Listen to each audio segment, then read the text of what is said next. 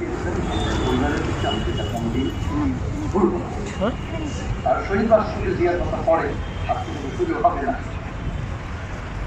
বেগম জিয়া আমার জানা মতে অন্যান্য অনেক কিছু দেশে নদী পার্বত্য চট্টগ্রামে একটু আছে। পার্বত্য চট্টগ্রামে উনি দুটি নিদর্শন রেখে গেছেন। ওনার আগে কোনো সরকার গ্রাম পর্যায়ের যে নেতা আছেন, গ্রাম প্রধান আছেন, মোড়লের মতো আছেন, তাদের পক্ষে এত গুরুত্ব দেন নাই, স্বীকৃতি দেন নাই। বেগম জিয়াই দিয়েছিলেন যখন তিনি সরকার প্রধান ছিলেন, প্রথমবারের মতো সেই গ্রামের তার বাড়ির সম্মানী ভাতা দিয়ে তার পক্ষে স্বীকৃতি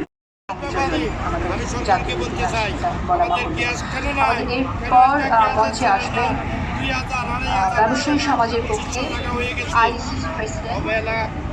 আইসিসিবি প্রেসিডেন্ট জনাব মাহবুবুর রহমান।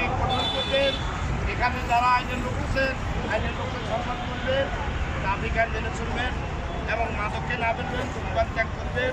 এবং আমি বলতে চাই, মহিলারা ধূমপান করবেন না, ক্যান্সার ডেকে আনবে না। পুরুষেরা বাথরুমের টয়লেটে হাম্মামে ধূমপান করবেন না, ঠান্ডা পানি খাবেন না, ঠান্ডা পানিতে গোসল করবেন না। সরকার কিছু ঘোষণা, বাচ্চা এবং বয়স্কদের ঠান্ডা পানিতে গোসল করাবেন না। এই মুহূর্তে সামনে নির্বাচন, হাঁপুট দিবেন, অবহেলা করবেন না।